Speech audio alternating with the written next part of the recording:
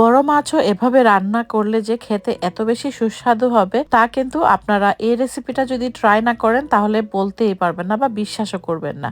সবসময় আমরা ছোট মাছটাই এভাবে রান্না করে থাকি, কিন্তু একদিন এভাবেও আপনারা ট্রাই করে দেখবেন, আশা করছি আপনাদেরও ভালো লাগবে। রেসিপিটা শেয়ার করছি। আর রেসিপির শুরুতেই প্রথমে আমি 1 কাপ পেঁয়াজ কুচি নিয়ে নিয়েছি, সাথে নিয়েছি 1 টেবিল চামচ রসুন বাটা, সাথে কয়েকটা কাঁচামরিচ মাঝখান থেকে কেটে নিয়েছি। গুঁড়ো মশলা দিয়ে দিচ্ছি। গুঁড়ো মশলার মধ্যে নিয়েছি 1 টেবিল চামচ মরিচের গুঁড়া, 1/2 টেবিল চামচ হলুদের গুঁড়া, 1/2 টেবিল চামচ ধনিয়ার গুঁড়া, 1/2 টিস্পুন জিরার গুঁড়া, সামান্য লবণ স্বাদমতো প্রায় 1 টেবিল চামচ, আর দিয়ে দিয়েছি 1/3 কাপ তেল। এখন এই সব কিছুকে ভালোভাবে হাত দিয়ে মশলাগুলো পেঁয়াজের সাথে মিশিয়ে নিচ্ছি। এমন ভাবে মিশাচ্ছি যেন পেঁয়াজগুলো নরম হয়ে আসে। খুব সময় ধরে আমি কিন্তু এটাকে মিশাচ্ছি, প্রায় 4-5 মিনিট এভাবে কষলে কষলে পেঁয়াজের সাথে মশলাগুলোকে মাখিয়ে নিয়েছি। দেখুন মশলাগুলো মাখানোর পর পেঁয়াজটা কিন্তু অনেকটাই নরম হয়ে গিয়েছে। আর যেহেতু বলেছি আজকে আমি বড় মাছ রান্না করেছি, কিন্তু বড় মাছ রান্না করলেও আমি কিন্তু মাছের টুকরোগুলোকে এরকম করে ছোট ছোট করে টুকরো করে নিয়েছি যেন মাছগুলো তাড়াতাড়ি সেদ্ধ হয়ে যায়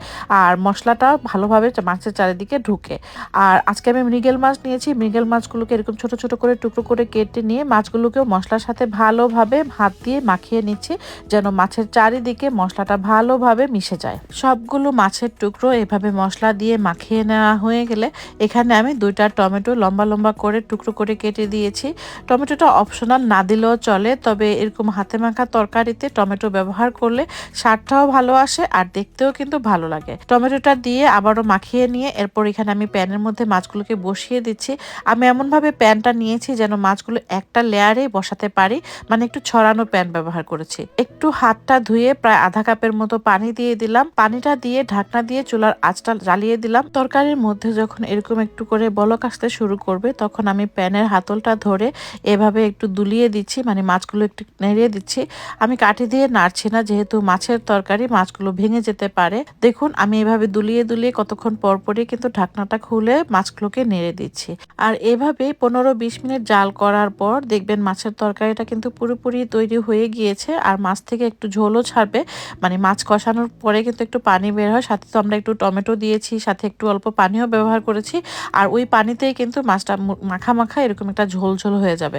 আপনারা যদি আরও একটু কম ঝোল পছন্দ করেন সেক্ষেত্রে ঢাকনাটা খুলে জাল করে নেবেন, এতে করে ঝোলের পানিটা শুকিয়ে যাবে। আমি এরকম মাখো মাখো ঝোলটাই চাচ্ছি, আর তাই এই পর্যায়ে আমি ধনেপাতা কুচি দিয়ে আরও 2-1 মিনিট ঢাকনা দিয়ে ঢেকে দিলাম, এতে করে ধনেপাতার ফ্লেভারটা তরকারির সাথে সুন্দরভাবে মিশে যাবে। আর এরপরই আমি কিন্তু চুলার আঁচটা বন্ধ করে দিয়েছি। আর দেখুন কত সুন্দর একদমই তরকারি হয়ে গিয়েছে আর দেখতে কত সুন্দর হয়েছে, কালারটাও কিন্তু অনেক বেশি লোভনীয় লাগছে। খুবই ঝটপটভাবে হাতে মাখা এই তরকারিটা খেতেও কিন্তু অনেক বেশি সুস্বাদু। আর দেখলেনই তো কত কম ঝামেলায় তরকারিটা রান্না হয়ে গেল। আশা করছি আজকের এই হাতে মাখা বড় মাছের তরকারি রেসিপিটা আপনাদেরও ভালো লেগেছে। অবশ্যই এইভাবে একদিন তরকারিটা রান্না করার ট্রাই করবেন। কেমন লেগেছে লাইক কমেন্ট করে জানাতে ভুলবেন না। রেসিপিটা যদি ভালো লাগে শেয়ার করার অনুরোধ রইল। ইনশাল্লাহ আবারও এরকম কোনো সুস্বাদু রেসিপি নিয়ে আপনাদের সামনে হাজির হব। সেই পর্যন্ত ভালো থাকবেন, সুস্থ থাকবেন। আল্লাহ হাফেজ।